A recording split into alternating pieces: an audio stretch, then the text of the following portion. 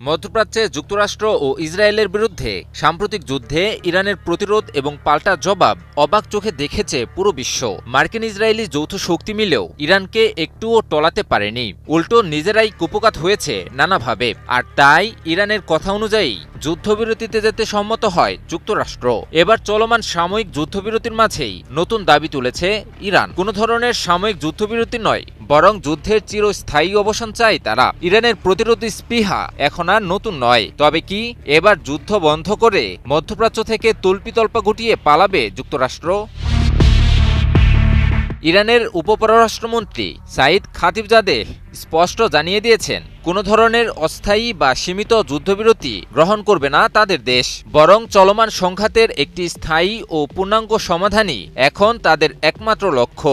Antalya diplomacy ফোরামের এক পার্শ্ব বৈঠকে সাংবাদিকদের সঙ্গে আলাপকালে তিনি একথা বলেন। খাতিবজাদে জোর দিয়ে বলেন, যে কোনো সম্ভাব্য যুদ্ধবিরতি চুক্তিতে লেবানন থেকে শুরু করে লোহিত সাগর পর্যন্ত সমস্ত সংঘাতপূর্ণ এলাকা অন্তর্ভুক্ত থাকতে হবে। ইরানের কাছে এটি একটি রেড লাইন বা অলঙ্ঘনীয় শর্ত। তিনি আরও যোগ করেন, ইরান কোনো খণ্ডিত বা সাময়িক সমাধানে বিশ্বাসী নয় এবং এই সংঘাতের চক্র এখনই চিরতরে বন্ধ হওয়া উচিত। হরমুজ প্রণালীর প্রসঙ্গ টেনে খাতিবজাদেহ বলেন, এই জলপথটি ঐতিহাসিকভাবেই উন্মুক্ত ছিল।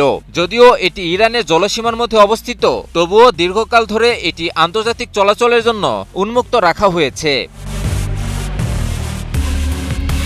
বর্তমান অস্থিরতার জন্য সরাসরি যুক্তরাষ্ট্র ও ইসরায়েলকেই দায়ী করে ইরান। তাদের মতে এই দুই দেশের সামরিক ও রাজনৈতিক পদক্ষেপই গোটা অঞ্চলে উত্তেজনা বাড়িয়ে তুলছে, যার প্রভাব পড়ছে বৈশ্বিক অর্থনীতি ও জ্বালানি বাজারেও।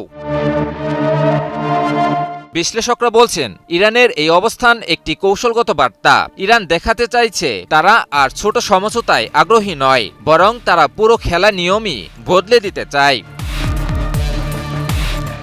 সব মিলিয়ে যুদ্ধবিরতির এই সাময়িক বিরতির আড়ালে বড় এক বাস্তবতা স্পষ্ট হচ্ছে।